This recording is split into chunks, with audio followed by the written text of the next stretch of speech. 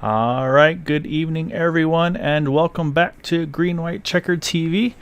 We had our short off season. We're back at it again here at Talladega Superspeedway for the Area 51 Superspeedway Xfinity Series here at Talladega Superspeedway. A little bit of differences from last season to this season. You can see right off the bat, we will be running 78 laps tonight instead of the usual 75. And then also another change, the drivers will have two fast repairs instead of the typical one. So those are really the big changes that really stand out. Other than that, pretty much the same. I'll say kind of rinse repeat from last season. Going to be doing the double at Talladega, then Daytona, and back to the doubles at Talladega. So right on the low end of 30 drivers in the field tonight. So definitely a full field this evening. And definitely want to welcome in Boomer into the booth with me, Boomer. So glad you're able to make it over here tonight. And yeah, we're kicking off another season here, season 3 of 2022. So we'll see what these guys have in store for us. A lot of new names, a lot of new faces. So we'll see if we have any of those kind of those perpetual growing pains that sometimes those new leagues, new seasons have. I say it's kind of hard to get away from those from time to time. Yeah, definitely going to be exciting this season once again. Lots of action here at Area 51 that we'll be covering throughout the third set of the 2022 seasons here at Green White Checker TV. Definitely excited to call the action tonight with you. It's going to be fun. Talladega, big track, lots of 3-4 wide action. Should be great for a season opener.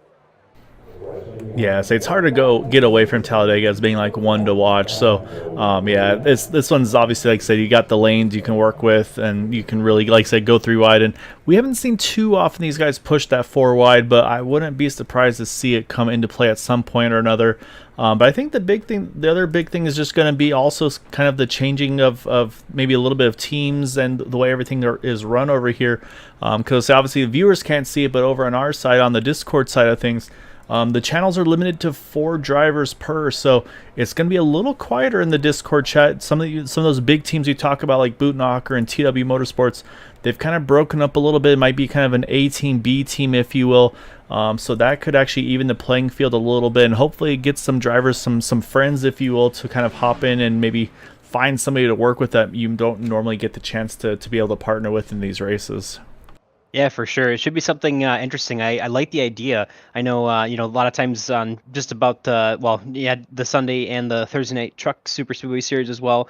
You pretty much see like 8 to 9, maybe more guys in like the TW Motorsports and the Team Bootnaka Esports chats. So kind of even out the playing field for some of the guys in the smaller teams. A little bit less communication to the big teams.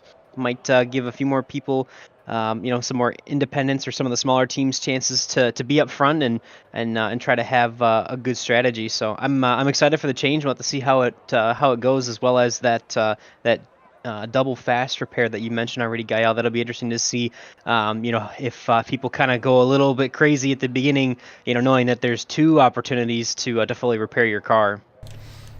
Yeah, that's exactly it. Is kind of the risk reward. Of course, I'll say the big thing is still the bonus points for an incident-free race. You still get 3 bonus points if you can go 0x from start to finish. So, I mean, we talked about week in and week out how important the bonus points are. I mean, we've seen numerous races that either one position on track or just a position difference played an outcome in the championship, or maybe a bonus point or lack thereof made the difference between finishing first or second in the championship, or even making the playoffs or not. So those are going to be things that, like I said, yes, you have it available to kind of help if you have a bad race. I mean, kind of out of your control.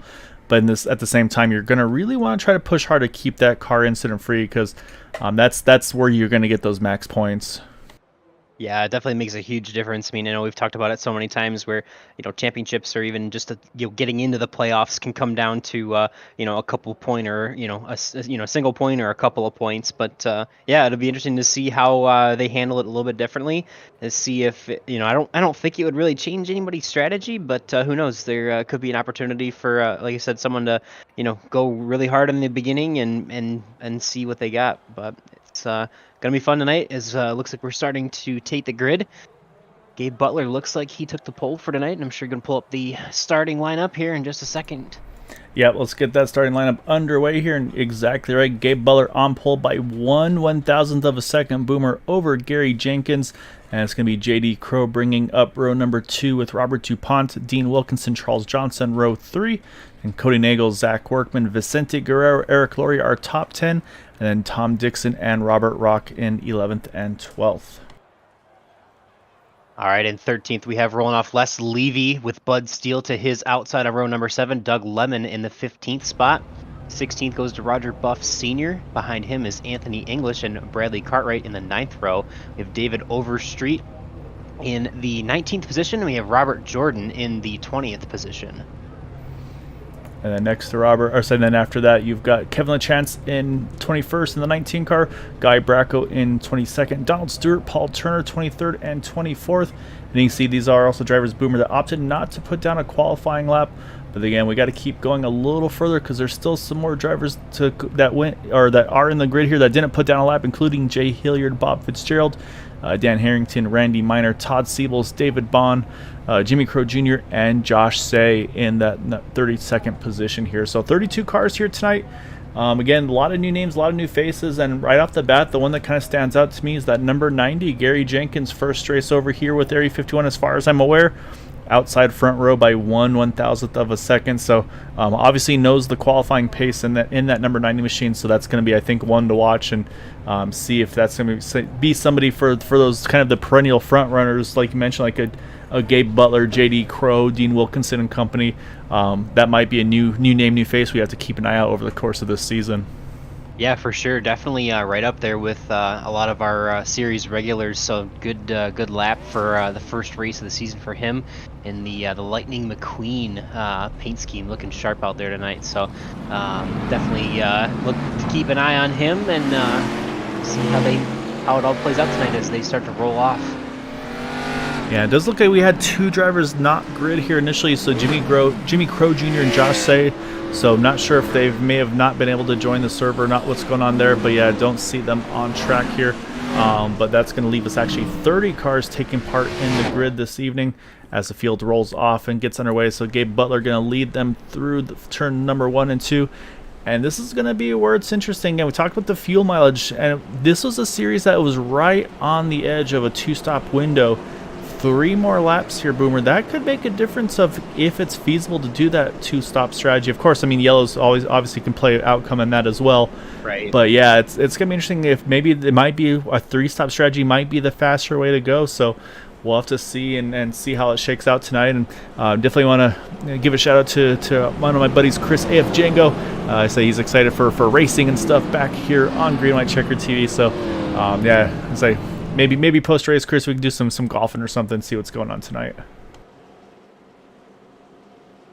Definitely looking forward to kicking that season off. Going to be a lot of fun tonight. Like we said, some series regulars and some new faces kind of jumbled in. So have to see who sets the tone, who's going to set a tone at least for the beginning of the season here. Definitely a clean slate here and opportunity to go out and chase for a championship. Doesn't look like our defending champion made it out tonight. I don't see the 23 of Sebastian Marin. Yeah, so maybe caught a little bit celebrating too hard. Hasn't made it back to the track yet. So I'll definitely check in with him after tonight's race. The other thing, of course, is going to be paint schemes. I'll say there's going to be some new paint schemes. Get some try to get familiar with the new paint schemes, new names, new faces. Like you mentioned, that number 90, the Rusty's car of Gary Jenkins, going to definitely be one to watch here as well. So it's going to be fun to see.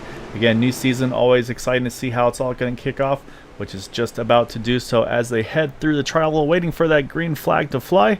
As they get to that restart zone, initial green start is always on green. As there it is, we are down and away. 78 laps is the race distance tonight. 2 fast pairs, 3 green white checkered attempts if needed, as they head down the start finish line, hitting turn number 1 for the first time. Couple of beautiful IROC paint schemes there for looks like Cody Nagels and Vicente Guerrero. I love the old school vibe. Definitely ones to look out for. At least it helps a little bit. A lot of these guys run these schemes on Sunday nights. They run a similar scheme on their trucks on the Thursday night Truck Series Super Speedway events. So a little bit more helpful to get to know the drivers, but definitely, as you mentioned, a couple new faces, a couple new paint schemes to watch for. Yeah, exactly right. Yeah, Cody Nagels and Vicente Guerrero. Yeah, with those IROC paint schemes. Fortunately, don't see BK Anderson with them tonight. He's always a fun one to watch as well. It's part of that team. I think he usually has the bright kind of magenta pink IROC car as Fields coming through the trial here for the first time to take lap number 1. And looks like at the line going to go to that 1 car of Gabe Butler. Kind of just picking up where he left off on the Thursday Super Speedway Series, clinching that championship. Maybe try to switch that Thursday title for a Sunday title, or why not both, huh, Boomer? Yeah, definitely. He's one to watch on these plate races for sure. And there's his classic move. He's going to jump down to the bottom, got his lap led, and he's going to get out of Dodge and let everyone else fight for it, save his car a little bit here tonight, and let everyone else have some fun. So it'll be interesting to see if any of his other teammates, obviously he's being pushed by the 5 of JD Crow at the front there, who is now our leader. Be interesting to see if JD is going to do the same thing here once he should get his lap led here this time by. But one thing I wanted to ask, Gael, and something I didn't manage to ask beforehand, but are we using the Geico restart zones here?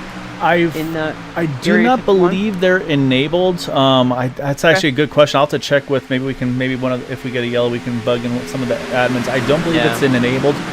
Been hearing rumors of kind of just unfortunately a little bit on the buggy side. So. Where people kind of get a false black flag and things of that nature. So they have to kind of play it a little bit safe on that one. But of course, you can kind of enforce it manually if you choose to. Actually, see one more dropping back. That was Bud Steele. He's rolling back to where Gabe Butler is as well. But up front, though, was Dean Wilkinson actually able to get to the point and talk about on the apron there for the 5. Yeah, just a little apron kiss there. I say that's why you get a little nervous, but I say that's the new paint scheme. We talked about Dean Wilkinson used to seeing the TW Motorsports colors. But again, with that kind of the change in the rules and the team sizes, I say it's going from TW Motorsports to Bad Company, and that's the paint scheme you see on that number 55. So I say it should be a lot easier to kind of that car to stand out in front of the crowd compared to when we kind of had those like 6, 7, 8 TW cars. Yeah. Yeah, a little bit different for sure. So it'll be interesting to see. Yeah, he's going to actually drop down here. He got his lap led. He's going to get back out to the back of the pack as well. Company, good band, good album, good song. Yeah, so I was saying we'll have to bring that up in the discussion. Say get that top 3 finish. We can quiz them about that if that's maybe where some of the discussion came in. From that and say, but yeah, here comes that second line again, though, that 90, though, Gary Jenkins, he's working that outside. They said new to the league, but he's wasting no time to show that he's going to be one to be watched this season. And right now it looks like he's going to get that lap led on that middle lane, being pushed by Robert DuPont on that outside lane in the 07 car. That third lane starting to form there with Les Levy trying to leave that outside line. Yeah, now being pushed by the 89 of Roger Buff Sr. as well. So trying to make something happen. They're doing okay out there. Really just the 2 of them. There's a couple cars, if they're a couple lanes back, actually. Yeah, now I say there's a couple more that jump to the outside. But yeah, definitely showing, pretty strong so far for the 62 and the 89, trying to push their weight all the way on the outside.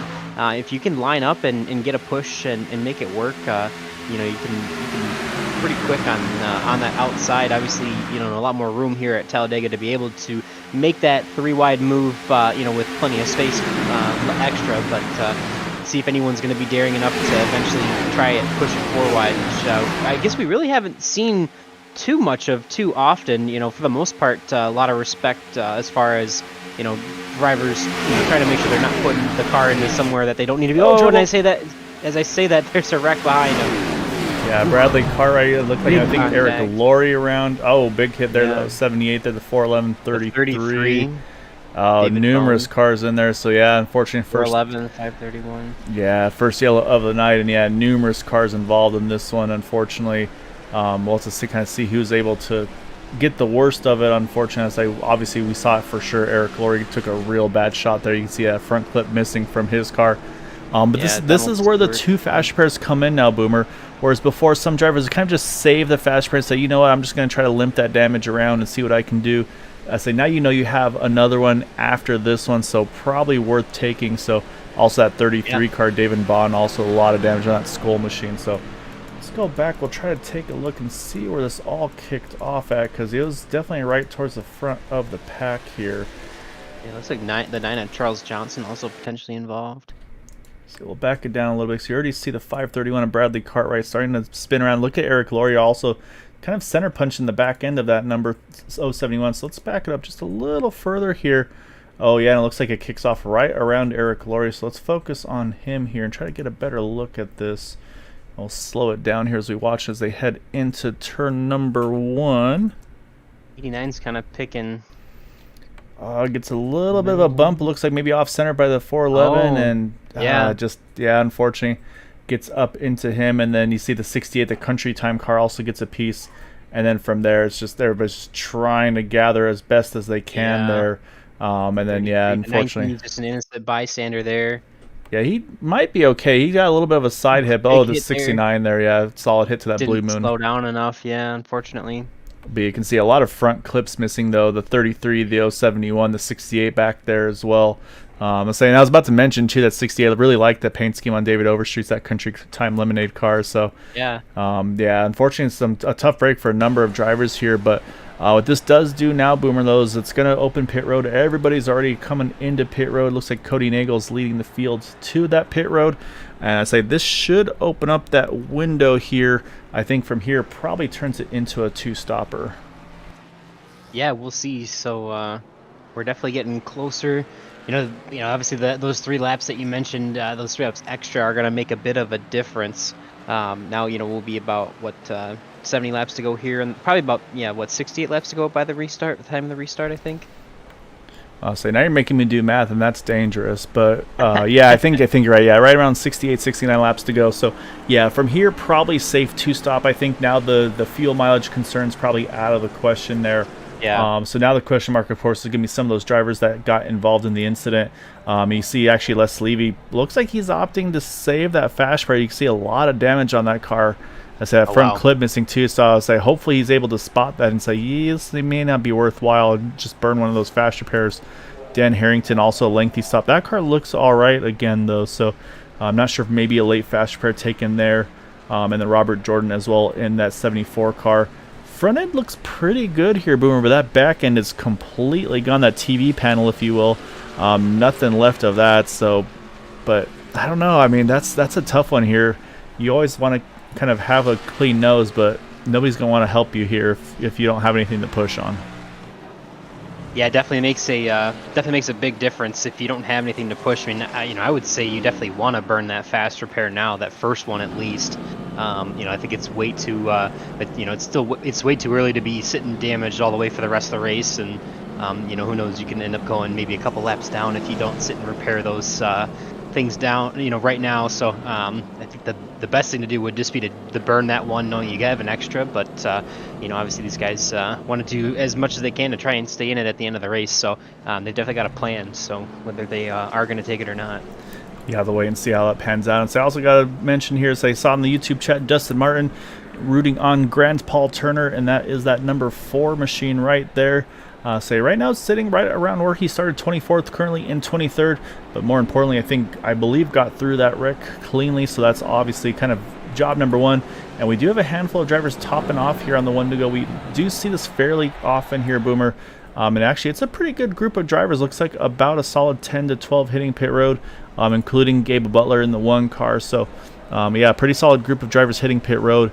And it looks like, I think, unfortunately, the one that got the worst for wear out of all this is the 08 of Bob Fitzgerald, still sitting on pit road. Not sure if he was in the incident or what, but actually now the car kind of popping, maybe coming back on track. We'll have to wait and see. But, yeah, there he's rolling out now. But I believe a couple laps down, maybe actually some connectivity issues may have been the cause of that for Bob. So it could have been, unless he had to take a tow back to the pits, but not sure. However, lights are off of the pace car. And we got the True Value IROC machines lined up on the front row together here through 1 and 2. So still got the whole backstretch to go. Pretty much everybody's still working on their cars. Kind of, I think, like I said, a lot of top offs and a few drivers just kind of staying a little longer in the pits here. But what we do have is we have a couple pretty big movers right now. Actually, the top 3 right now, +8, +5, and +9. But currently our highest climber right now as we run is this 33 car of David Bond, +17 at the moment here. And we got a couple others that are right on par there too. And that's actually one of the cars involved in that incident. So yeah, so you can see fast repair taking on that car. So now that Skull car nice and shiny once again. And so definitely one to watch for tonight. Yeah, definitely. And we did confirm that Bob Fitzgerald did have to take a tow back to the pit lane. Had too much damage to be able to drive it back through the field. So it looks like he's going to be, I think, 3 laps down right now, unfortunately. Actually, maybe just 2 laps down. But, unfortunate. It's still early on. Obviously, he's got some chances to make that up and get back into the thick of things here. But definitely unfortunate early. Yeah, so it's always a tough break to have that kind of stuff happen. But like you said, one, it's still really early. Like you said, we still got just under 70 laps to go in this thing. And then, of course, also he's the only driver a lap down. So if I'm Bob here, I just stay right at the end of the draft, just play it super safe, and just kind of let things settle in. So we'll see if that comes into fruition or not. But up front, though, it's going to be Vicente Guerrero, Cody Nagels on that front row. So this will probably be our first idea of if we're going to see any restart rules or anything like that. I believe, like I said, I don't think they have anything officially set up here, but it looks like they're going to wait till that restart zone as well, though, to get going here as they get back to green here, starting lap number 10. You see maybe only about 12 cars or so double file, so everyone behind them, that single file behind the pack there, elected to pit more than once. So those are the guys that topped off, came back down for that extra fuel. It does make a difference. It can. I mean, 1 whole lap of fuel doesn't seem like a lot, but if 1 whole lap of fuel is the difference between making it to the finish and running out on the last lap, it'd be huge at the end. So I have to see if that does take into effect or makes a difference later on in the race. Yes, and also, like I said, it gives the opportunity to maybe just take that little less fuel in that final stop if you get the opportunity as well. So, but right now, it looks like those True Value IROC cars, those teammates of Limitless Racing, they want to stay locked on together, leading both lanes right here.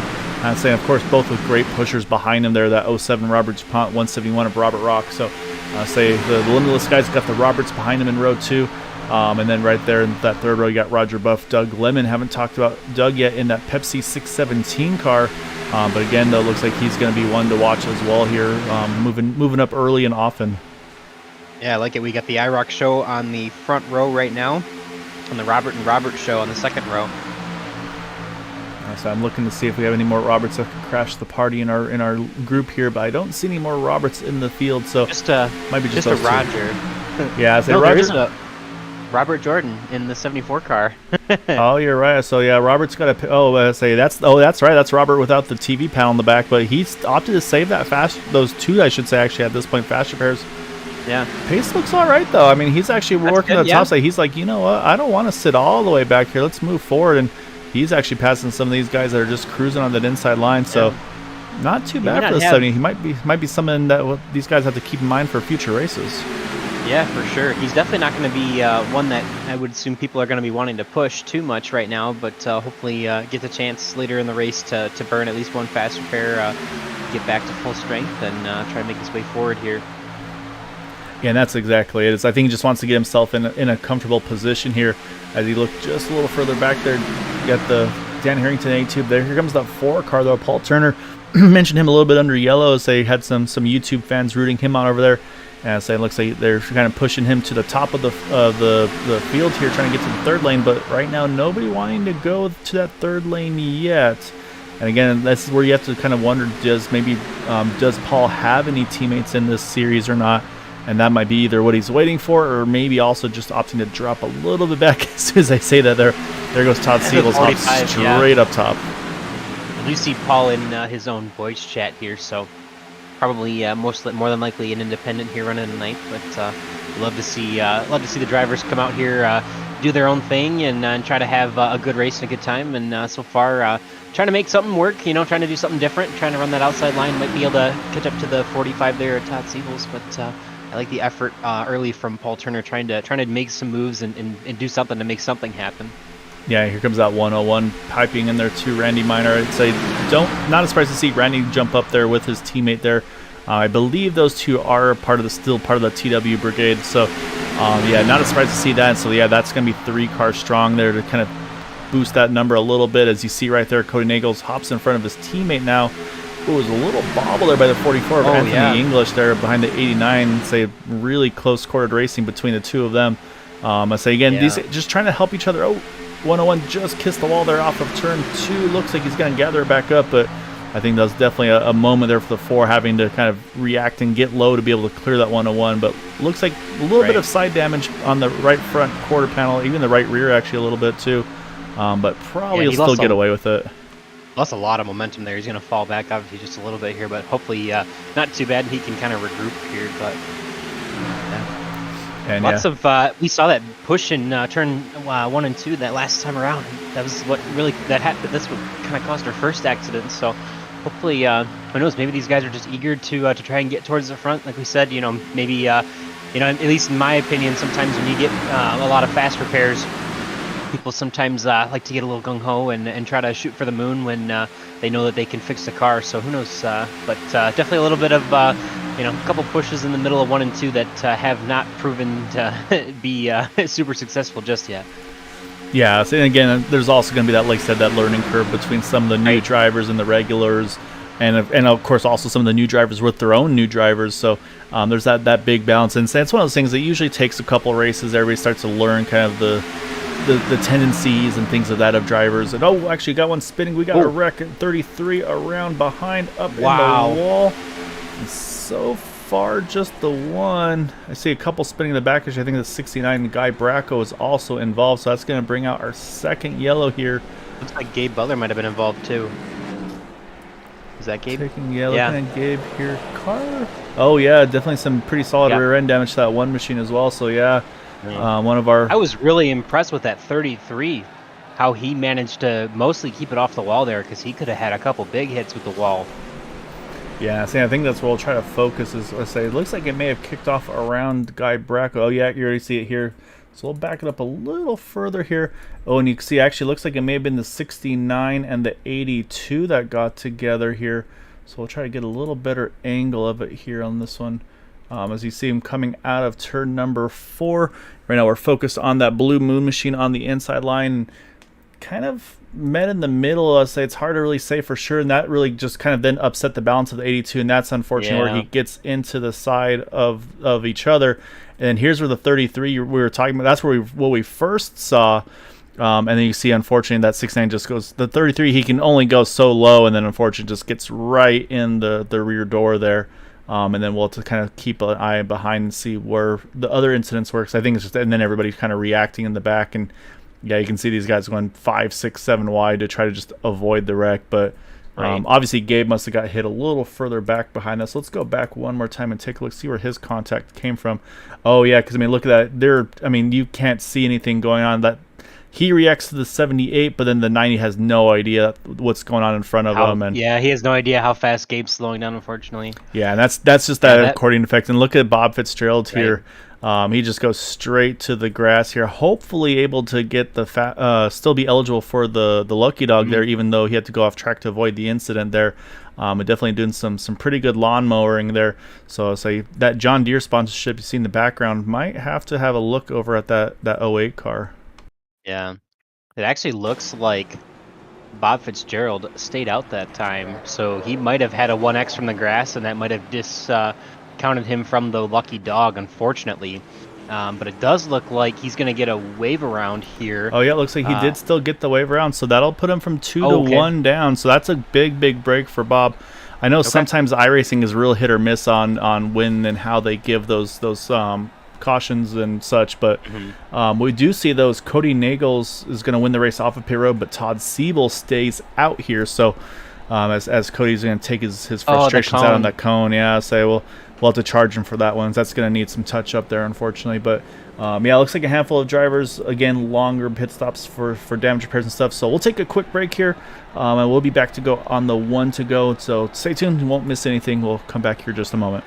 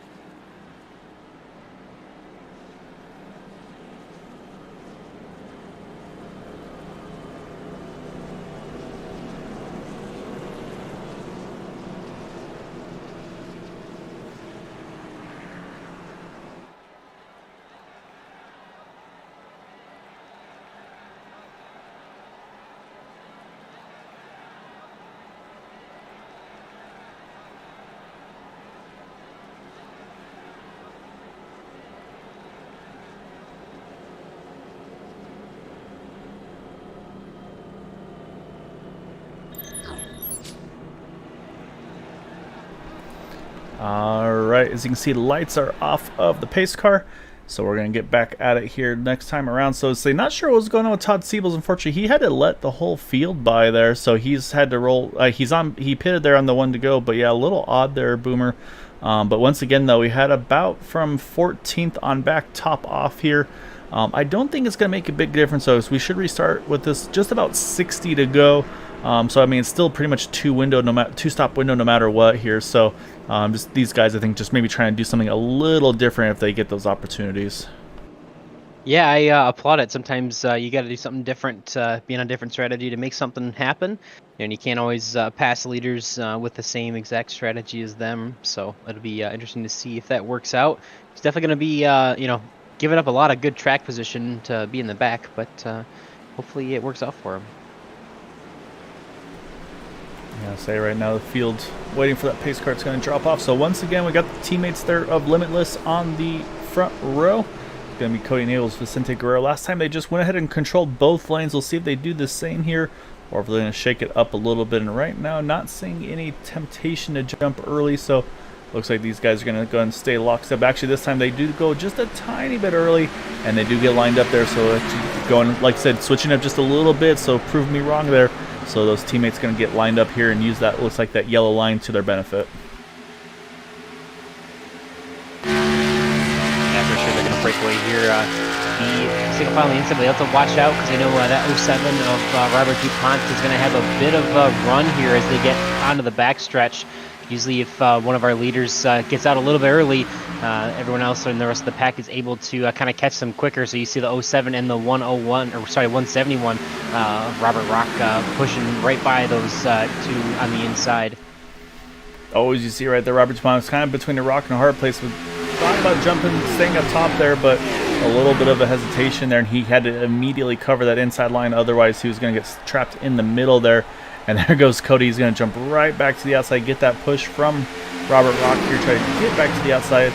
But at the line, it looks like this lap going to go. Actually, I think still went to Cody Nagels there.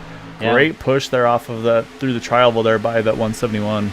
Was that a pun intended there between a Robert Rock, and a hard place? It really wasn't, but man, I wish I could say it's one of the things I gotta claim those when I have them. I love it. Right now, though, we've got a little bit of a breakaway here. You got David Bond there and David Osher right now, the last of the two. It's about only a half second to Charles Johnson. That's saying that gap's about to close right now. He and Paul Turner easily catching that group. But then you go back to Dean Wilkinson. They're about 8/10 off of the group, and say the same thing. The ticker's going the right way for sure, so they should be all right. But you never feel comfortable when you start to lose. When you get to about that 8+10th of a second margin, you start to get a little antsy.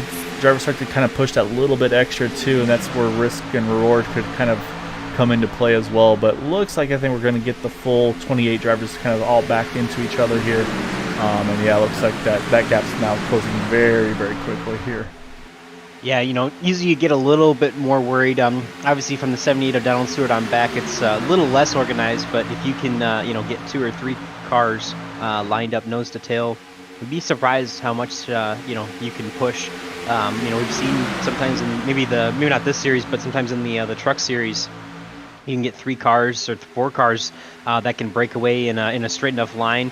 Sometimes can be just as fast, if not faster than the pack. Ooh, one car kind of gets squirrely there, almost into the wall, but looks like he's running okay. And that Country Time Lemonade was it 68?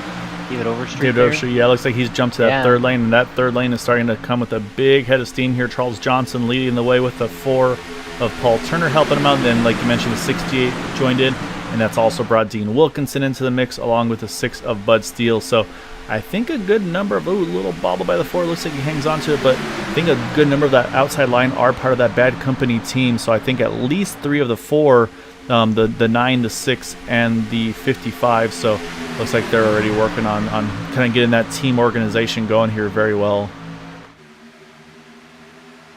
Yeah, definitely. I mean, we've probably said time and time again in most of these Super Speedway broadcasts that, your teammates really can make a huge difference. So if you guys can have a strategy together that works out, it's a lot easier than trying to run it and do it by yourself. So definitely some of those Bad Company guys trying to make it work on the outside, doing a pretty good job of it so far. Obviously the 9 spot up there with our leaders in that outside lane.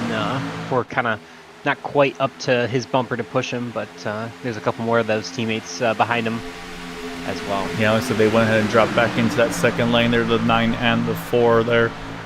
Sliding in, I believe it was right behind the 59 of Jay Hilliard. So say again, some more formal teammates that they're familiar with, as well as Vicente is on the apron, going to try to hang on to it here. Oh man, somehow Vicente hangs on to it. You saw also the great reaction behind him there, giving him some room. That was the 44 Anthony English, so great job by those guys to recognize the little hiccup there, but everybody's able to regroup and get through there nicely. So that was definitely definitely a moment there for those drivers to kind of catch their breath after that.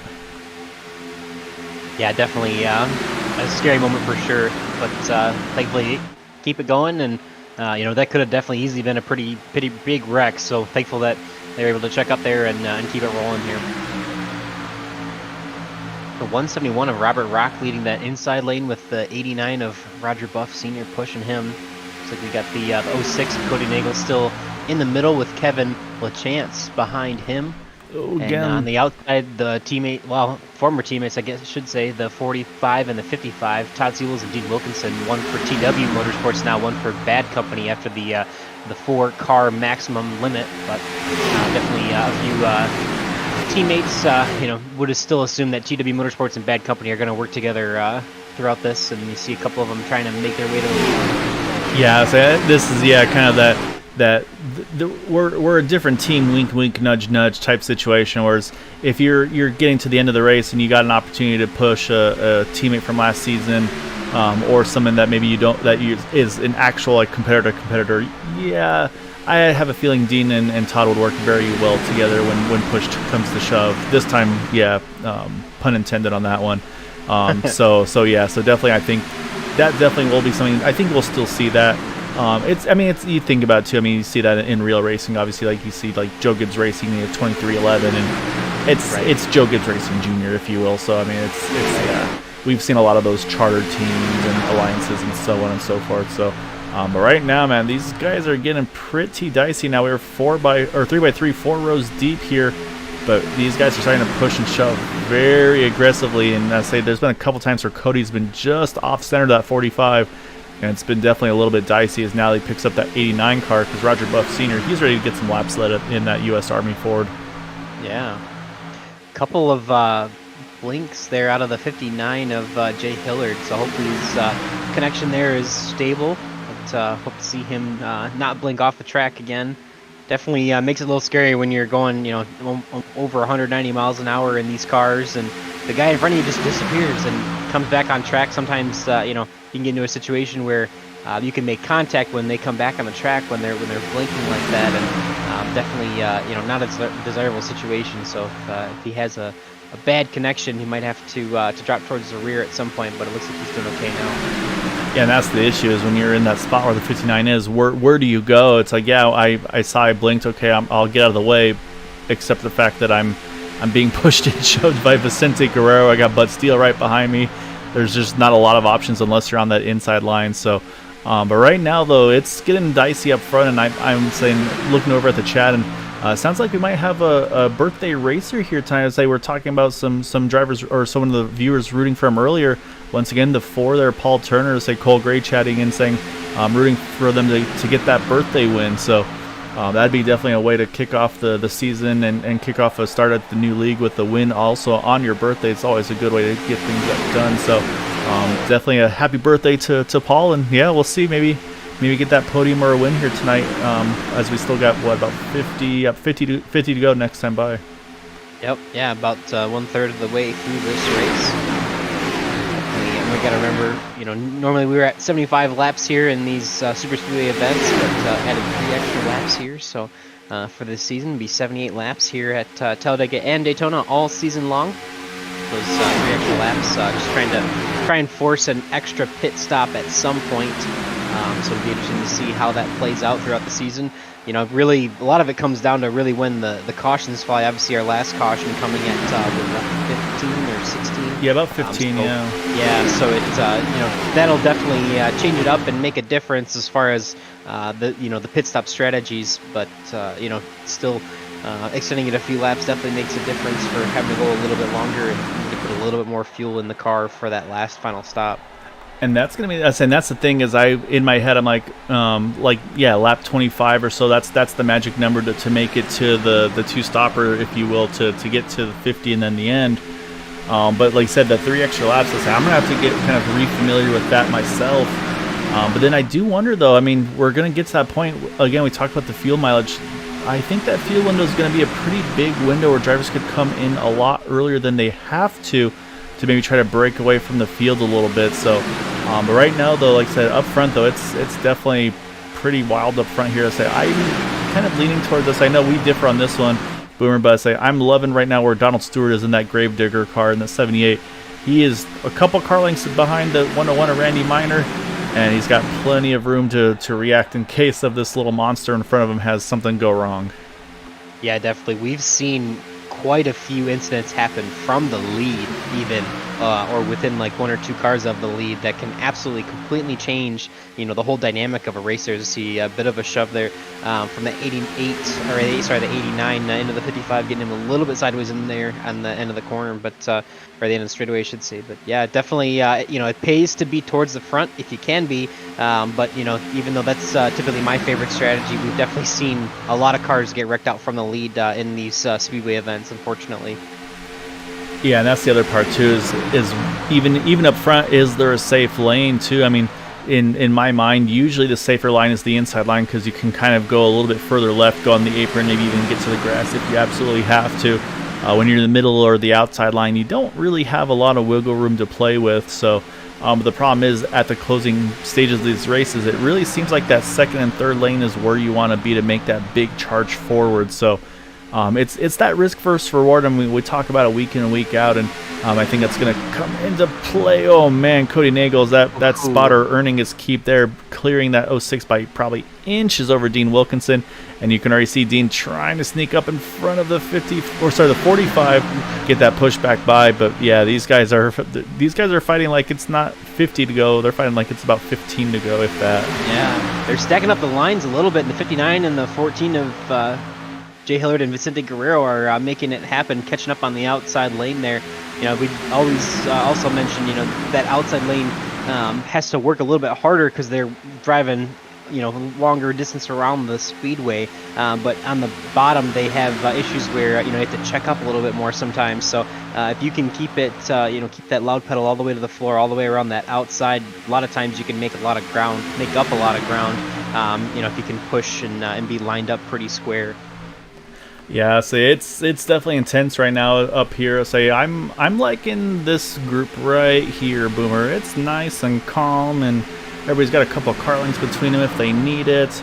And we talked about the 74 Robert Jordan. He's still limping that back TV panel missing on that car, but it's drafting well. So I'm saying hats off to him because he's saving it for as long as he can, and hopefully it works out for him in this one, because you just never know. You never want to burn, even if it's 2 of them, you never want to burn them too early, because like I said, you get towards the crunch time, there could be 1 or more late yellows that are massive accidents, and we've seen some races where it's just kind of an attrition race where it's like, okay, let's see who's left kind of a thing with a clean car. So Robert Jordan definitely holding on to that card right now, if you will, with those fast repairs.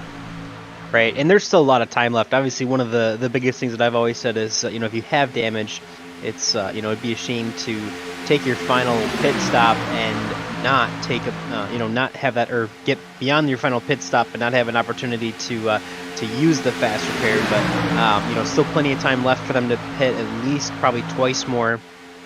So plenty of opportunity for that 74 to take one, if not both, fast repairs, depending on if he needs the second one later or not. But obviously, hopefully not. But definitely would expect him to take that first fast repair either on this pit stop or maybe the next pit stop. Yeah, that'll be the question. Yeah, if and when to use it. So the next question, of course, is going to be fuel mileage here, Boomer. Again, we talked about them pitting at 16, 17. Coming up to 35 here at the line, so they're just approaching that 20 laps or so since they last pitted. We feel like probably about 24, 25, depending on how hard they're fuel saving. So probably I would say right around lap 40 or so roughly might be about when that pit window formally opens for some of these drivers here. Like I said, I do suspect that we might see a few drivers try to maybe go with a short pit strategy. Like I said, just try to maybe split these guys up a little bit. You see Roger Buff Sr. there jump in front of Dean Wilkinson to take the point once more. So yeah, it's going to be fun to see kind of what the strategy. Once again, Dean waiting, thinking, no time. Oh, Robert, they're going to protect the outside there. Man, I'll say again, we're not even halfway there. And these guys are, oh, we got trouble in the back though. I saw a couple cars around. 78. Yeah, 78. Big hit to the inside wall. And so you got a couple guys trying to get it parked and slowed down. But so far, no yellow. We'll see if anything happens on the admin side of things. But yeah, right now, no yellow. So I'm going to go back. Car incident. We'll try to take a look. And it actually kicks off right at Jay Hilliard here now. I saw something. Let's see if I can find 59 on my timing scoring. So we'll back it up a little bit here, get a better look, see what happened to Jay here. So unfortunately, it's in a tricky spot there. Let's say I think it was kind of that checkup with the 89, everybody kind of bouncing around here.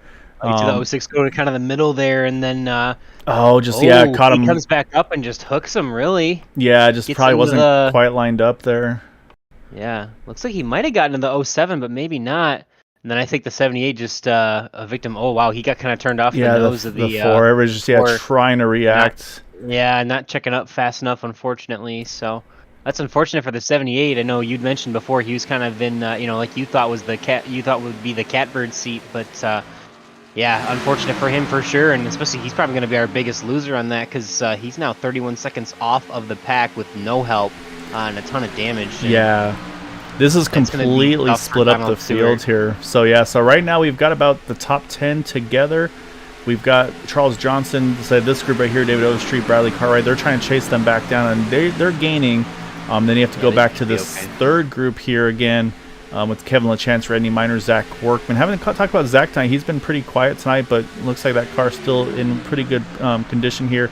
But then you got to go way back here to 3 seconds back to just these two cars together, the 4 and the 1, and then another 4 seconds back to this pack here. So, yeah, that incident that didn't bring out a yellow has completely changed the complexion of this race right now without a yellow, I should say, Boomer. So, yeah, we'll see how everybody has to react because this might start to lead off some strategies on maybe trying to do an alternate pit strategy to just try to do something different to regain some track time. Right. So. So we'll we see see Donald Stewart actually in this time by, so he's going to take some service here. Hopefully get that fast repair taken, that first fast repair taken, and get on his way out. Looks like he took 4 tires and fuel, so he'll be on a different strategy, kind of all by himself, which is unfortunate. But it's probably one of the worst things to really get caught up in someone else's mess and just be an innocent bystander, because really he's probably the only one that's really getting hurt by this here.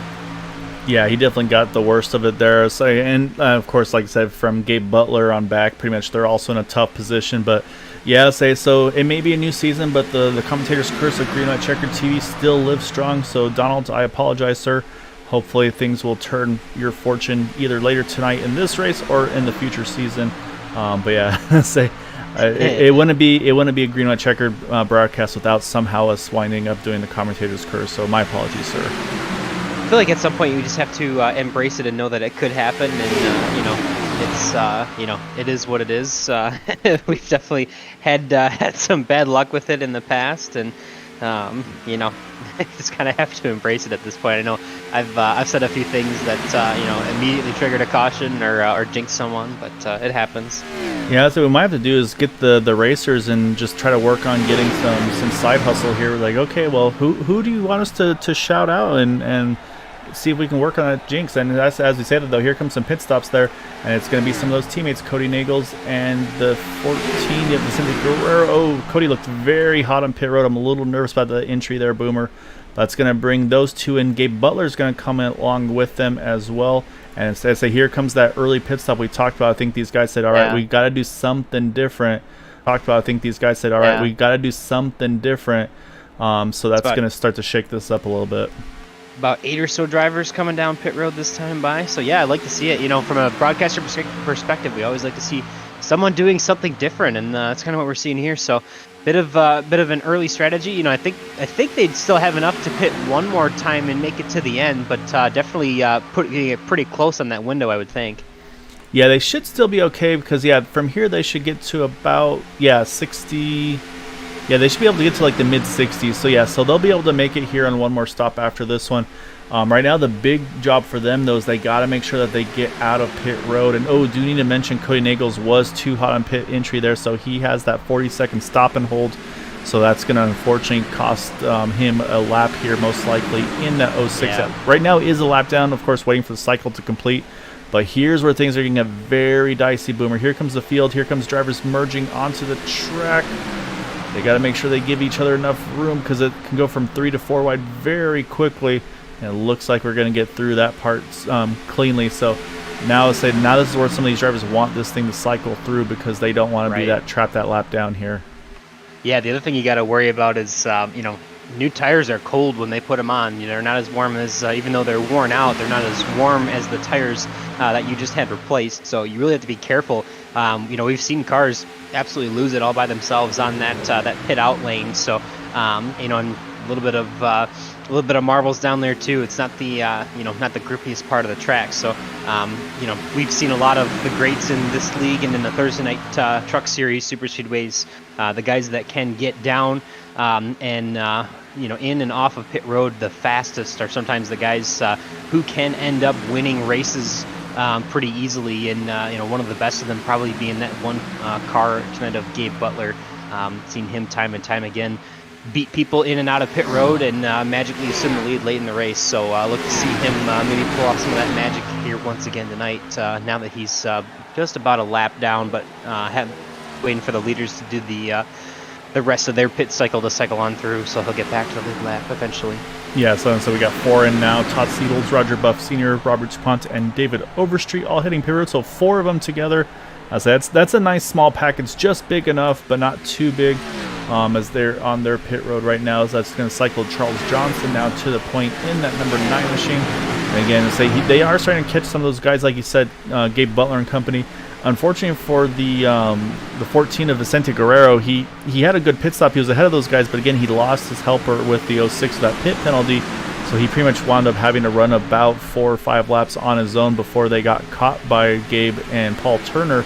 So now they have a 3-car draft with one another. So again, you can see him, and right as the leaders are about to catch him here, a bunch of them ducking onto pit road. Not quite the whole field, but so we got a big group of head onto pit road here. Look at all the lockups. The 531's gonna loop it around. Almost had it saved. Yeah, so he's gonna have to. Looks like back. Actually, it looks like he took a tow. So that's gonna bring these guys onto pit road here. And then a few more coming in just behind as well. So that's going to leave 2 drivers yet to pit of our leaders. Anthony English and Dan Harrington going to stretch this fuel mileage here. Maybe do a short pit stop on their final stop. Yeah, it's unfortunate for Bradley Cartwright there, losing it and then taking the tow. He's going to spend quite a bit of time towing back to his pit spot, or pit stall, even though he was pretty close to it from just getting back going. So unfortunate mistake there for him. We mentioned we mentioned how treacherous the outlap can be, but getting slowed down into the pits is also pretty tough sometimes, but no problem for Anthony English and Dan Harrington as they are down and going to make their second stop of the night. Yep, so they hit their pit stalls right now, getting service done. Right now, at the moment, our net leader is going to be the 101 of Randy Minor. So he had a very quick stop, 8.7 seconds compared to Charles Johnson at 11.4. So maybe a short fill possibly for that 101 here.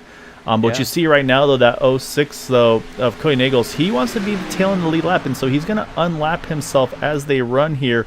And so this is going to be an opportunity for Cody. He's going to probably try to stay aggressive here and try to stay in front of these leaders if he can.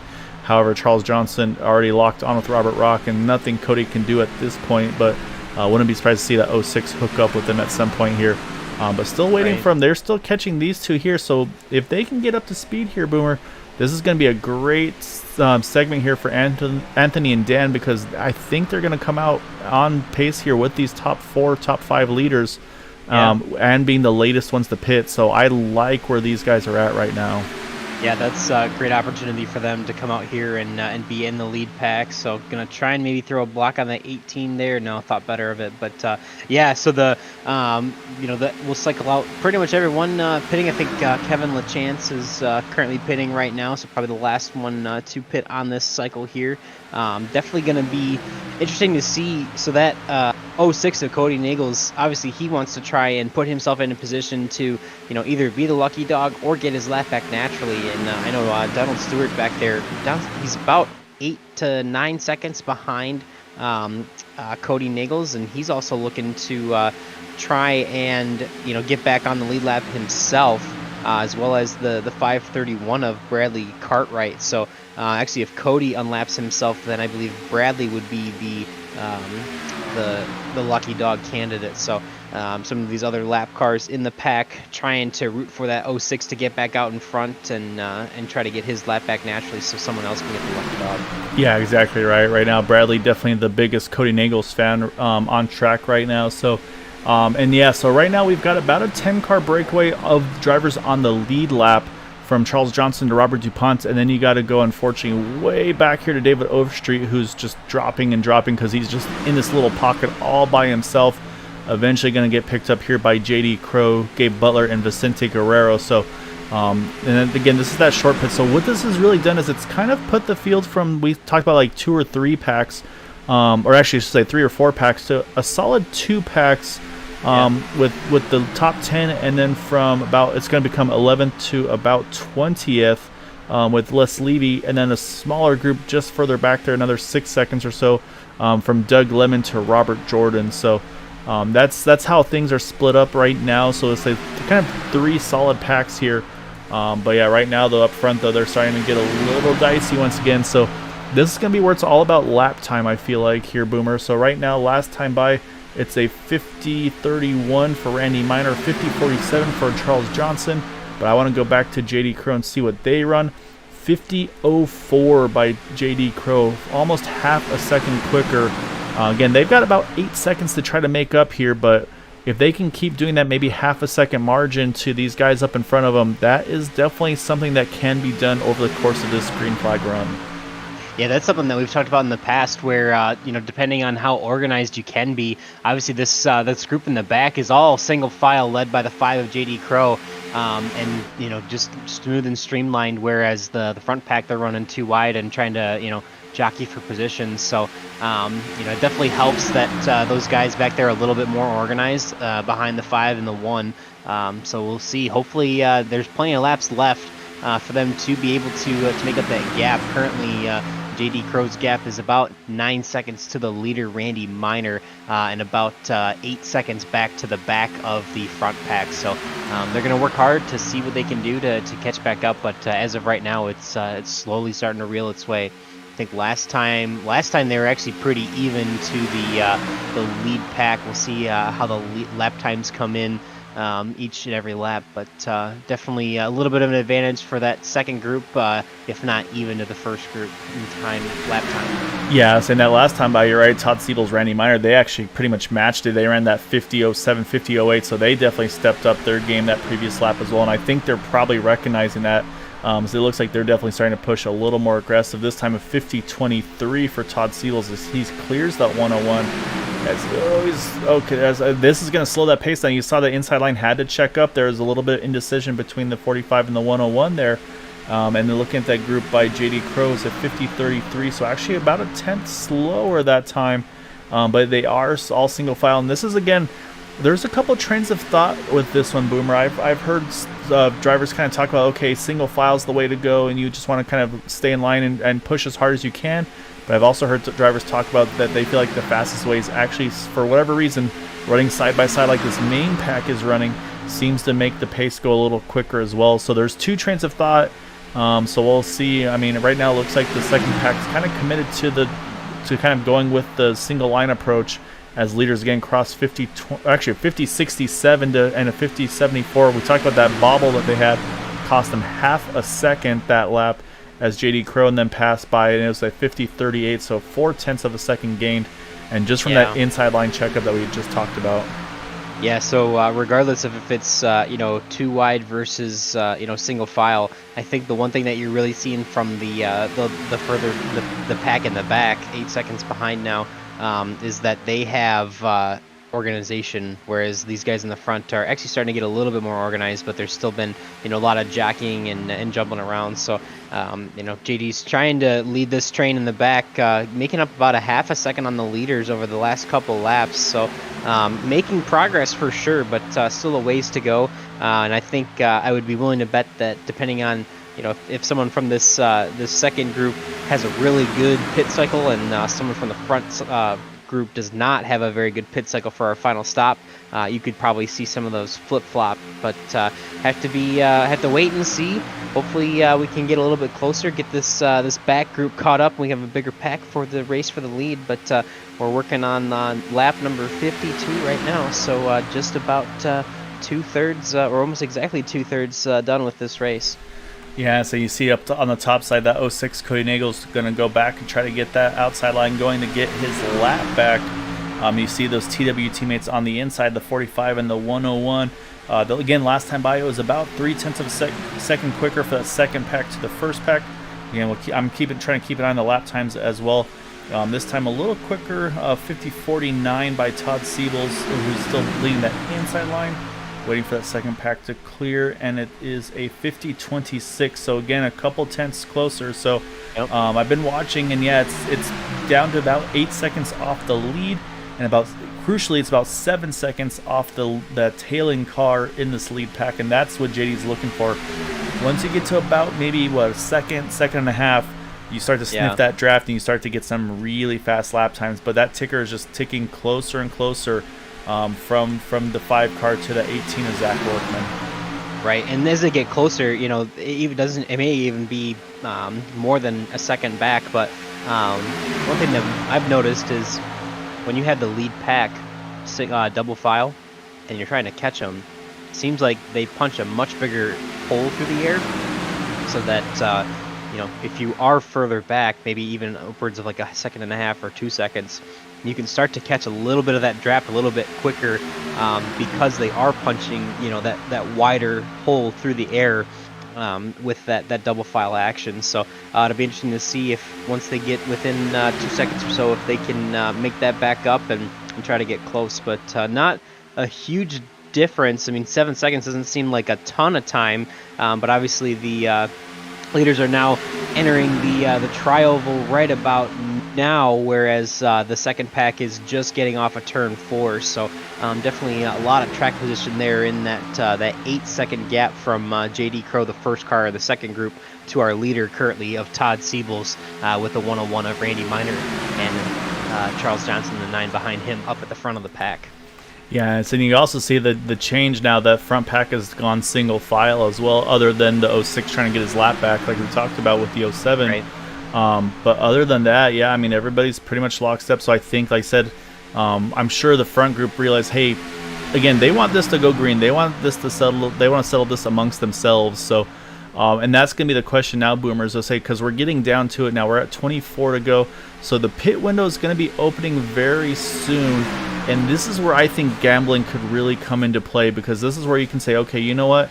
I'm going to base my pit stop on just taking enough fuel to make it to the finish and not worry about a green-white checkered. That way, if we do stay green, you might be able to plug in just a little less fuel than maybe the front pack that might decide, hey, we got to play it safe. I want to make sure I have enough fuel to get where I don't have to pit again no matter what. So that does open up some opportunities. And once again, it was about 2 tenths quicker for the second pack than the first pack. It's down to about 6.5 seconds from JD Crow to Zach Workman. So that gap is slowly but surely shrinking.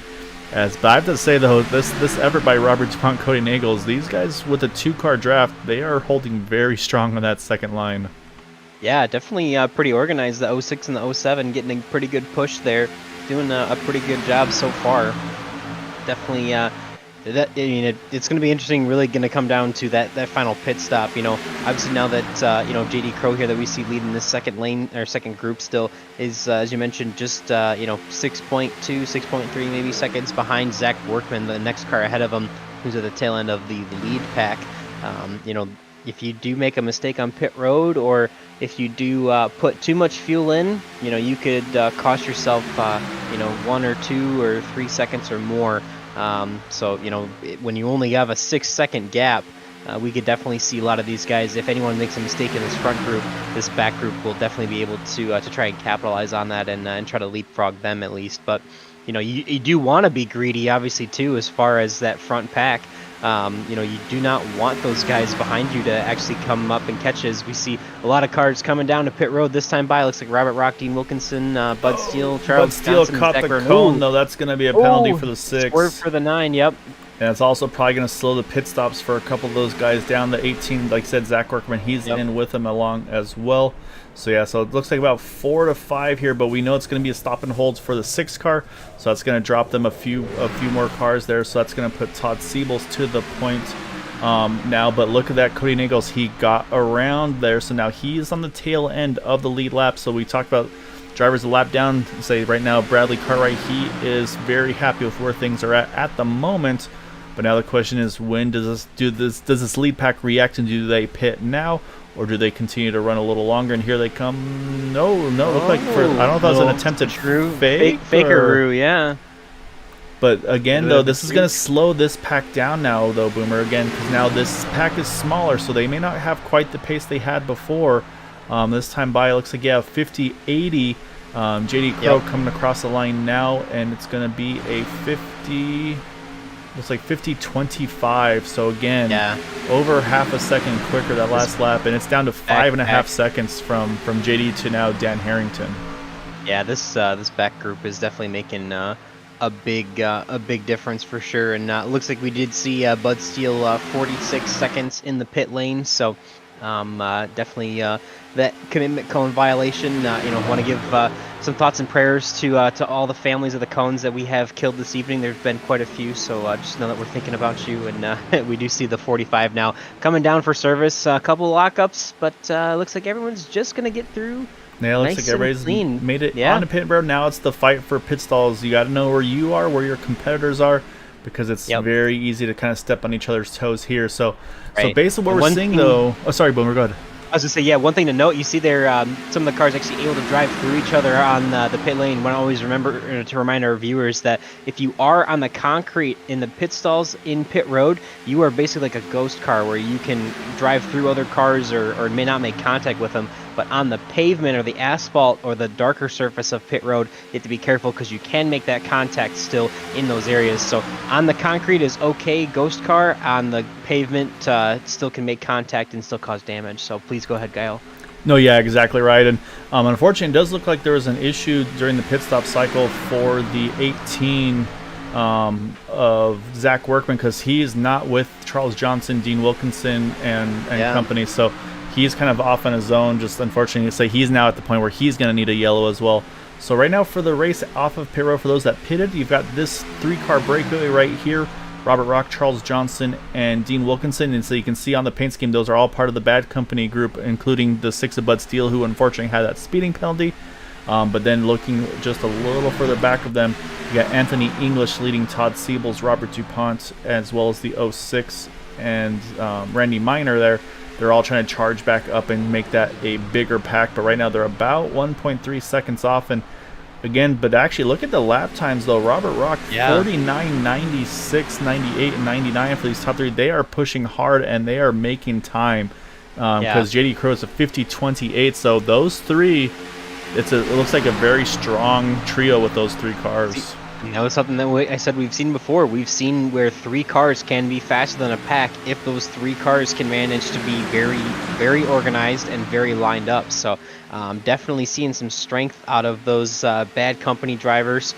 See if they can give or make up a little bit time back to JD Crow and Gabe Butler and the rest of this group up front. But look at that, 17 laps to go. These guys are getting pretty close to probably needing to pit for their final stop. Obviously, they'll have to put less fuel in the car, which is helpful, as we see the 18 there getting caught by that lead pack. Unfortunately, now a lap down after having a slower pit stop, it looks like, than the rest of his teammates or the guys he was on pit road with. But yeah, it'll be interesting to see when they come down and what kind of service they get and who can stay lined up in the pack and if anyone makes any big mistakes. Yeah, and Duty mentioned too that Charles Johnson group, but remember talked about it being a 3-car breakaway. It's anything but, and you can see though they have 4 teammates lined up here. Unfortunately, Bud trapped a lap down right now in the 6-car, but you can see Todd Siebels is back, Randy Miner's back, so that group now has gone from 15th to 21st, are all on the lead lap. You can see everybody's jumping around here. Apologies for the background noise. Kid and Cat are having some good fun there. But you're right, the Boomer. Pit stop's going to be coming soon. But look at this, though. They actually split each other up here. They're going to control both lanes now with 16 to go right now. Leader's going to be coming in. Actually, here they come right now onto pit road. Oh, we got Big. The 89. He is hustling that thing onto pit road. I don't know if he got that woe down in time. He's had to stab the brakes one extra time. Yeah, there's no way. That looked a little too hot there. So we'll see. But, yeah, you have 1st through 10th now on pit road. So now it's all about where they come out in relation to that lead pack that has already pitted. Yeah, 1st through 14th, actually, it looks like. So quite a bit of cars. Yeah, Robert Jordan actually back up in that lead pack. The 90 there we saw coming in a little bit hot, but able to get down and make his service. You see the first pit stall from the 1 car of Gabe Butler out in the way, and it looks like they're all going to be fairly organized here. So it does look like the 55 of Dean Wilkinson, they're all going to pass them going down the the short chute there. So Robert Rock and this pack is definitely going to take that lead back over. Obviously they had about a 7.5. Yeah, it was like 8-second advantage. Yeah, it'll be fun to see where they cycle back out completely, because it looks like as they're getting up to speed, they're about 6.5. JD Crow is about 6.5. Actually, no, yeah, sorry, Gabe Butler. Let's actually go back to it because I think they're actually a little unorganized. Gabe Butler is only about a 6-second gap to Robert Rock. So definitely those the top 6 or the top 7 there in that lead pack, making up a ton of time during the pit cycle. Obviously, well, I guess not losing a ton of time because Gabe Butler there and Vicente Guerrero were able to make up about a second on them, but that's about it over the course of that last run. So looks like it's going to be a 7-horse race here if nothing else crazy happens. But Robert Rock assuming the lead with Dean Wilkinson, Charles Johnson, Robert DuPont, Anthony English, Todd Siebels, and Randy Miner up there. Obviously, you got the 6 and the 06 as well. Those are lap cars, so Bud Steele is going to be looking to get his lap back, and so is Cody Nagels. So they're fighting for the lucky dog battle here if a caution were to come out within that red 6 and the blue 06 IROC car. So interesting to see that little race within a race. Those two are kind of really focused on just about each other and almost nothing else at this point, other than maybe Bud Steele. Obviously, he has a couple teammates that he could potentially still push to the win here. And that's exactly it. Is right now you've got bad company in the first 2 rows here. Like I said, the 6 unfortunately trapped a lap down, but for Dean Wilkinson, I mean, Dean doesn't care. It's like, yeah, just you push me, buddy, and we'll be well on our way here. So I think right now, really, the spoiler is going to be Anthony English, Robert DuPont, I think. And then, like I said, we talked about Todd Siebels isn't a teammate, nor is Randy Miner with those two, with the 55 and such up front. But again, it's I feel like it's kind of one of those what do you call it, satellite teams, if you will. So it's I think kind of an A and B team, if you will, there. So that's the next thing, is if that 101 and the 45, if they can get hooked up, we really have kind of 2 pairs of, or I should say 3 to 4 pairs of teams really that can work together. We obviously see the 171 and the 9. They get the 55 and the 6 together.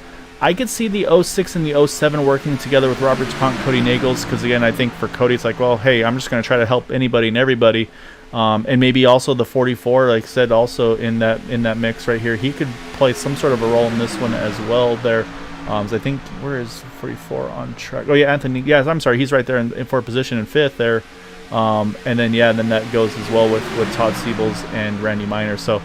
Yeah, things are really looking good for these guys, right? Like I said, it's about a 6-second gap to the second pack there. Lap time-wise, they're still gaining, but with 12 to go here, Boomer, it's about a 6-second gap. They would pretty much need almost at least half a second a lap, every lap, to have any chance at catching this pack, and that's going to be tough press to do.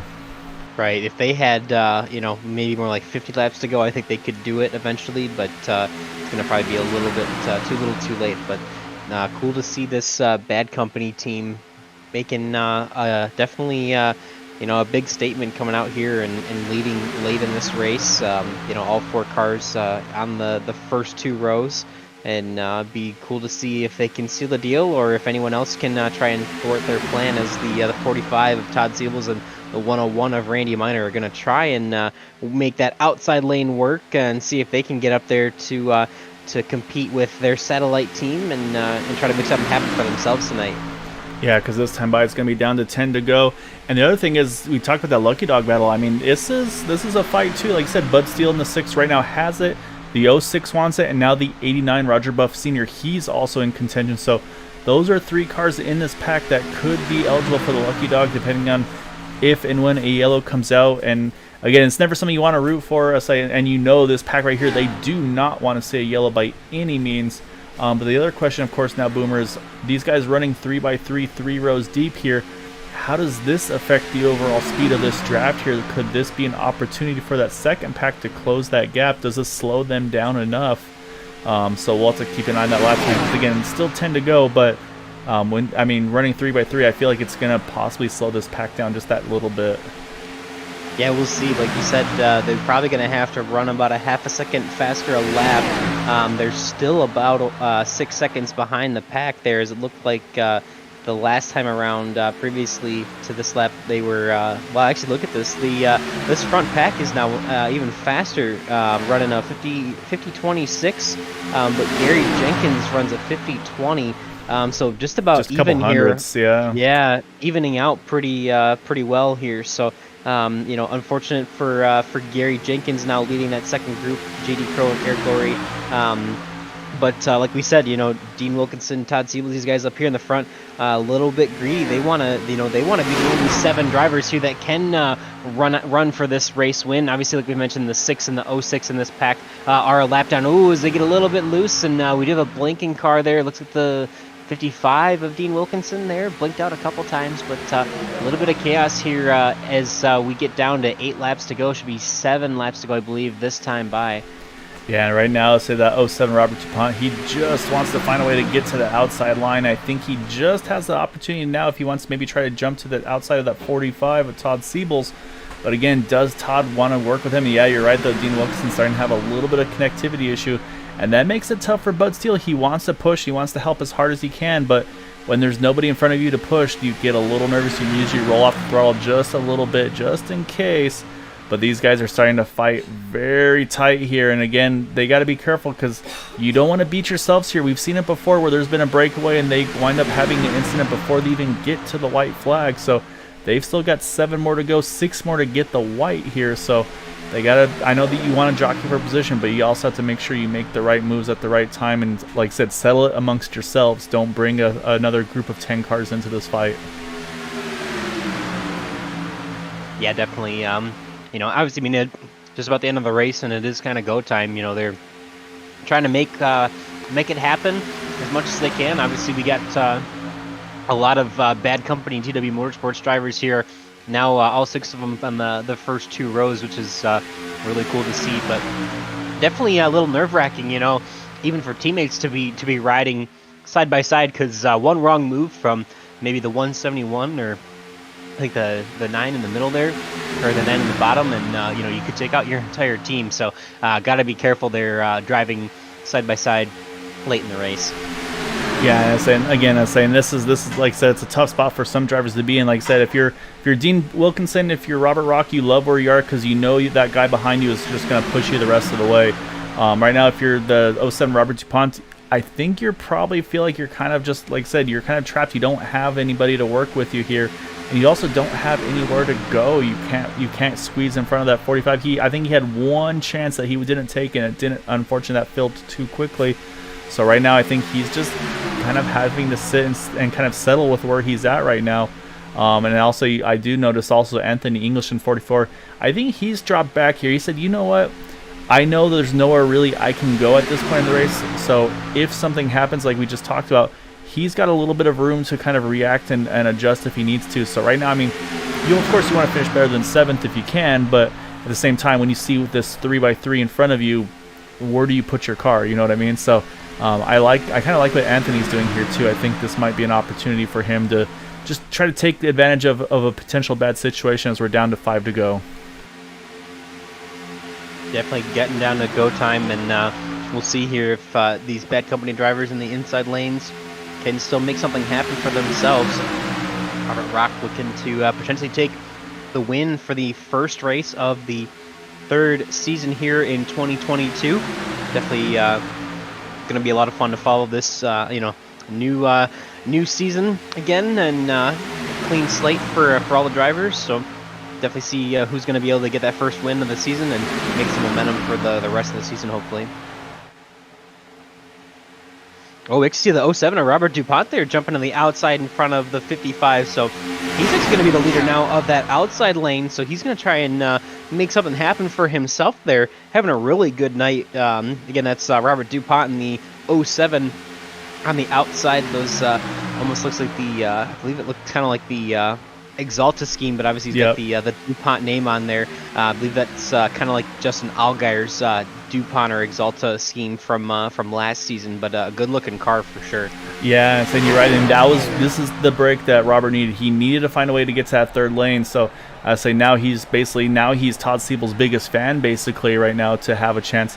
But you can see there now the 101. He's actually dropped to the middle lane here, so losing a little bit of help right now as we get down to 3 to go.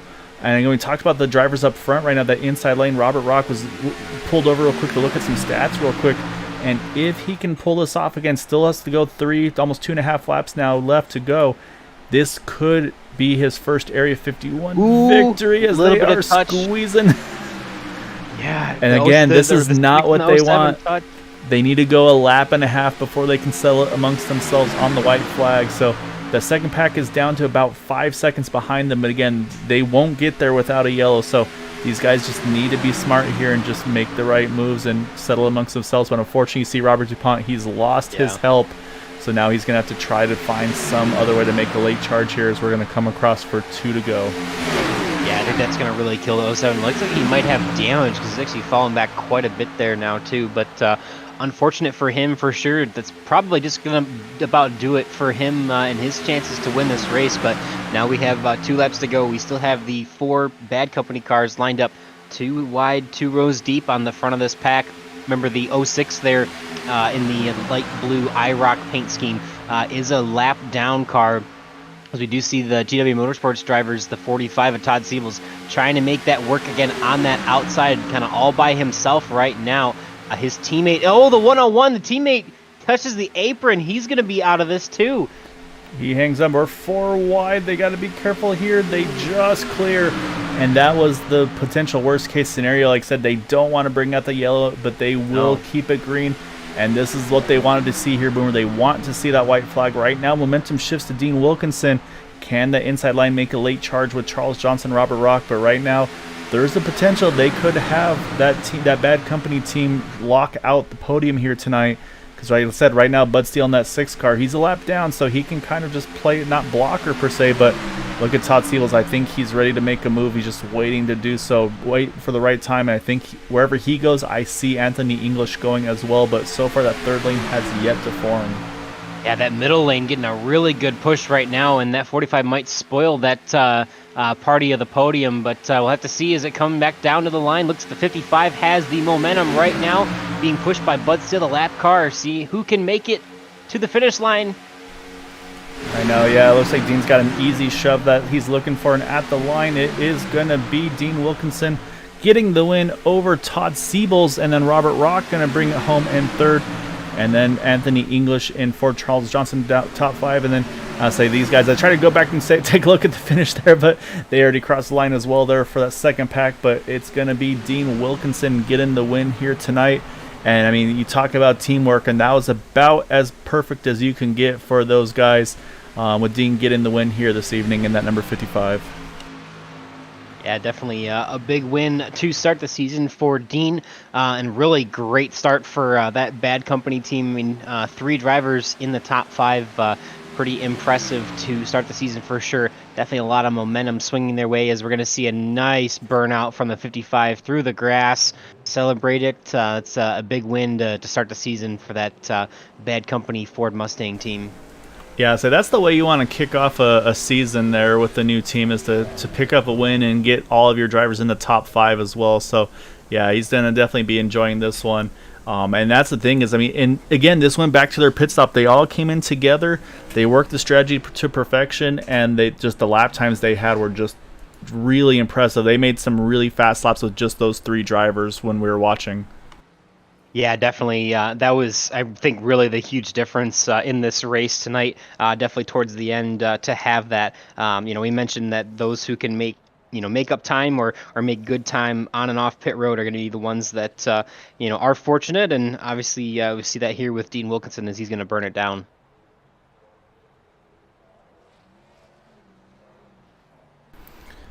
So while we watch Dean celebrate, we're going to pull up one of his teammates to kick things off, Boomer, and that is going to be that 171 of Robert Rock. So we'll pull him on in over here to get a word. Again, I said this was right on the edge. Almost had a chance to get his first ever win with the Area 51 Racing League. And I mean, I'd say if he just got the right push at the right time, it could have been that for sure. So we'll pull Robert on in over here. Started in the 12th position, brings it home in 3rd. And I mean, I'm sure a little bit disappointed, Robert, not to be able to get the win here this evening. But at the same time, I mean, your team finishes 1st, 3rd, and 5th there. I mean, you had all 4 drivers in the draft. Unfortunately, the pit miscue for Bud Steele put him down a lap. But he was part of really instrumental also for helping you guys kind of control that pace and control the pack there on that final run to the end. I mean, how good does it feel to get a podium to kick off the season with a new team, and just how well you guys executed from start to finish tonight? Feels good. Yeah, we all work real well together. But, yeah, it was a great race. Yeah, definitely exciting for sure. We saw that when you, Dean, and Charles were kind of locked nose to tail. You guys were faster than just about everybody else on the track. Allowed you to kind of pull away, even as that that lead pack and make a huge difference. But I guess take us through that the teamwork plan of what as far as what your strategy was and what you guys thought about pitting together and what happened during that last and final pit cycle that allowed you guys to kind of break away a little bit. Well, I mean, we decided to pit a little earlier, and just when we got back out there, just push like hell. Yeah, I mean, like I said, I mean, you guys made it look easy there at the end. Like I said, just a great job to get that push, and like I said, didn't quite get the push you needed to for the win, but you guys were going after it really, really hard there at the end. It was really, like I said, really well done for the team. So, just an awesome job tonight, Robert, and definitely want to give you the floor here to kick off this season with that podium tonight for any thanks and shouts that I could get for that result this evening. Yeah, just thank my teammates there. So Todd, good finish. Congratulations, Dean, on the win. Charles for putting this up. You guys for broadcasting. And I appreciate it. Hopefully the rest of the season goes as good. All right, well, great job tonight, Robert. Looking forward to seeing more of you guys the rest of the season. I'll say if this is what you guys have in store, it's going to be a fun one for you also. So enjoy this one and look forward to seeing you next week, sir. Got it, guys. Thanks. All right, that is our 3rd place finisher there of Robert Rock. So then we're going to switch it over to our runner-up here, Boomer, and that is going to be the number 45 of Todd Siebels. Saying Todd doing Todd things, starts towards the back, gains 27 positions to a runner-up spot there. And, I mean, you were kind of between a rock and a hard place. I know kind of with the new team set up and everybody splitting things up a little bit. Boomer and I were kind of joking where it's like, they get to the end and if they have the opportunity to maybe push let's say a satellite team, if you will, and say I'm guessing you wouldn't feel the worst about that one. But you guys made a really good move towards the end, got to the top, and then able to kind of push to get to that 2nd position. I mean, how much of that was you and Randy working together, and then of course you had to kind of fight off for a little bit Robert DuPont as well. It looked like it was definitely a big fight there, and kind of a risky one, of course, because you've got about a 7-car breakaway. You don't want to bring anybody else into the mix. How tense was it those final laps, just trying to make sure you got to that white flag? Well, yeah, Gael, Boomer, it certainly is a pleasure to be talking to you tonight. That last pit stop, I had a good stop, and Randy was lagging a little bit behind. We managed to catch up with the pack that pitted before us and got in their draft. But Randy, so I pulled away and I went back to pick up Randy. He pushed me back up, and we were going to work together. And we were just waiting to find a time to go 3 wide. And then Randy got caught up in something. I'm not sure what happened, but we were working really well together. Robert DuPont, he went on the outside, and I was more than happy to push him. He had helped me graciously earlier, and I certainly appreciated that. So I didn't have a problem. But then I think he may have rubbed up against the wall, got a little nervous. So I just went ahead and went in the middle and was behind Bud, who was a lap down, pushing Dean. I didn't know who was behind me. I think Anthony English was behind me, and I really wasn't sure if he was going to try to push me on the outside lane if I tried to take a stab at it, and I just didn't want to risk. So what I tried to do is push Bud as hard as I could to at least get second, and thankfully that happened. So. Yeah, definitely a great night to start the season. Obviously, a little bit of a different team dynamic. Trying to limit the communication for the bigger teams. So, you still on the TW Motorsports side of things, but really, obviously, Dean Wilkinson and Robert Rock and Charles Johnson, teammates from TW Motorsports, now joining their own team with that team cap. But how's that split between what's now TW Motorsports and now Bad Company Motorsports? How's that split kind of been going? And is there still a lot of communication? Obviously, maybe not during the race, but is there still a lot of strategy that tries to be planned with the two teams, as Gail's kind of mentioned, like as like satellite teams? That's a good question. We're not able to communicate during the race. And so that is a game changer. Of course, if we have any of those boys ahead of us and we have an opportunity to help them, we certainly will. But they did a great job. They had 3 of them in the top 5, and Yeah.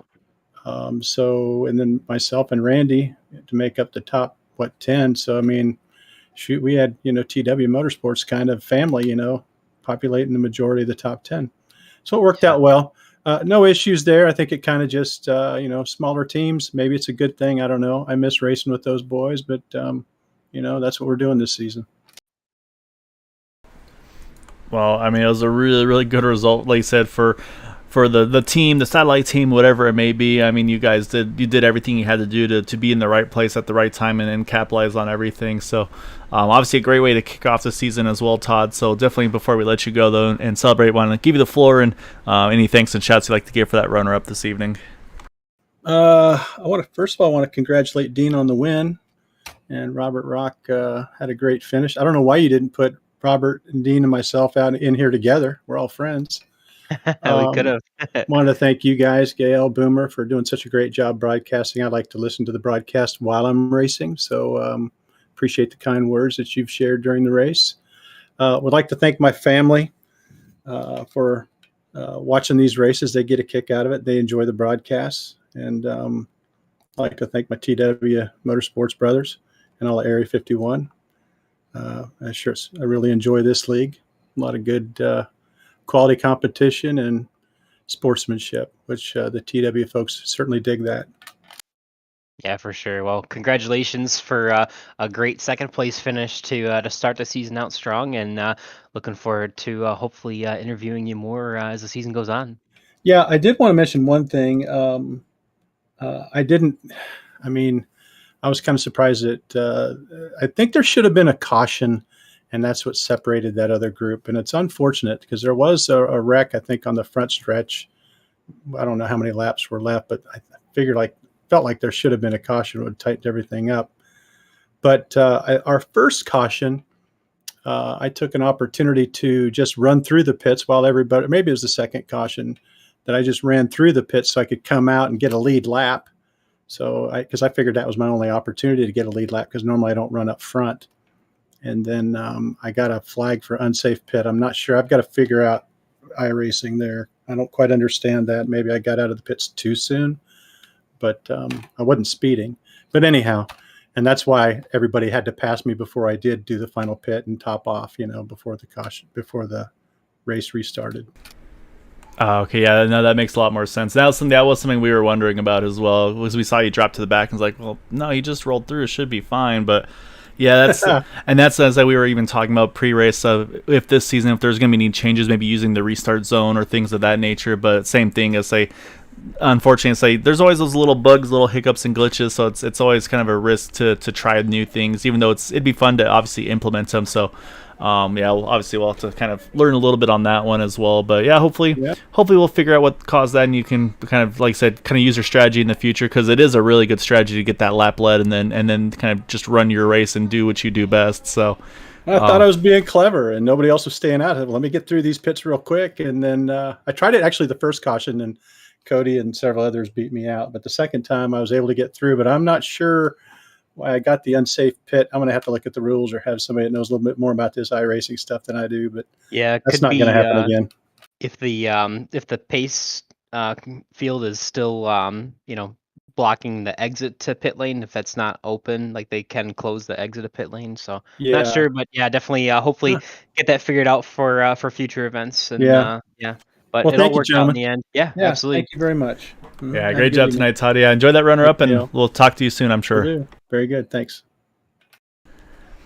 All right, that leaves us one person to chat with here. That is going to be our race winner in that number 55 of Dean Wilkinson. So we're going to pull Dean on in. And Dean, new season, new team. That's and 1, 3, and 5, and unfortunately a little hiccup for Bud, but obviously an integral part of getting you guys into that position at the end after that pit stop cycle. I think for Boomer, the story for us was just that 3-car draft though with you and Charles and Randy. I mean, you guys were putting some big lap times down for just a 3-car draft, and I think that really made the difference of keeping you guys out front after that final pit stop cycle. Yeah, I mean that was all Charles. I cannot keep my engine as cool as that man. I mean he knows, he's got it down pat to keep that engine cool and push hard. I do 2 laps and I'm overheating. I don't know. So yeah, that's all Charles there. Yeah, definitely. Great to see the teamwork. Obviously, now we've highlighted a few times talking to some of the Bad Company and TW guys here on the podium, but a little bit of a split here between the TW Motorsports teams, with obviously the Bad Company guys doing their own thing now with the 4-car limit in the voice channels. But definitely a great night to start the season. And how do you expect to carry this momentum forward, and how do you approach the rest of the season, knowing that you've already got a win and making your way towards towards hopefully the finals or the playoffs? Oh, well, we're gonna have to get one of the other team guys up there and hopefully get Rock or Charles or Bud a win. We've got a good little team going on here. And as far as the TW guys, yeah, I mean, I'm going to help those guys. They're going to help me. We aren't in Discord, but if one of them's in front of me, like Todd, I think I gave him a shove to the front there and got him a lead lap. Yeah, that's kind of the same thought we had too. It's like, yeah, okay, like it's harder obviously to do the race like play-by-play kind of strategies, but you can also still work together a lot on just on track again. I mean, you see that also in NASCAR where it's like, hey, yeah, they may not be a teammate, but I work well with them. I'm going to work with them when I get the opportunity if it comes to that and such. So obviously did a really good job tonight. But the other question Boomer and I had was the Bad Company team name though. So is that a musically influenced team name, or is there any backstory behind that one? No, Charles just picked a bunch of names, and I think the 4 of us all agreed that was probably the best of the bunch. It looked good on a car. Yeah, definitely. Sounds cool. Looks cool. And it sounds cool, yeah. Yeah. And the band isn't so bad. Yeah, definitely a big win tonight. And we see on the broadcast here, watching you burn it down. So gotta be exciting for sure. A good first bout for the Bad Company team. Yep. Yeah, it's awesome. Thanks to Charles and Rock and Bud. Yeah, saying yeah. Before we let you go, continue your celebrations. Yeah, I was saying that was exactly it. Any additional thanks or shouts you'd like to give for the big win here to open up the season for season 3 of 2022? Yeah, Area 51. Thank you for putting on this great league, and you guys for doing the broadcast as always. All right, great job tonight, Dean. Go enjoy this one, and hopefully we'll keep chatting soon over the course of the season. Thanks, Kyle. Thanks, Boomer. Have a great night.